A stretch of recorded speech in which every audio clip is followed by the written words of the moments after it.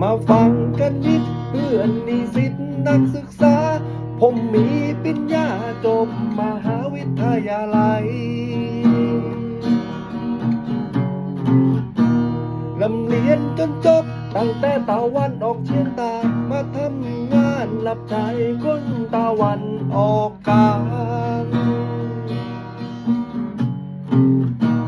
ถึงมีปริญญายังยื้อแย่งแข่งขันหางานทำทั้งวันมาเป็นเวลาหลายปี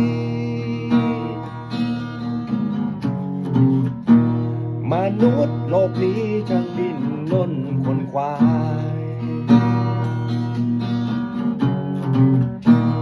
มนุษย์โลกนี้ช่างดิ้นรนขวนขวายไม่มีเงินก็อดตายไม่มีเส้นก็อดงาน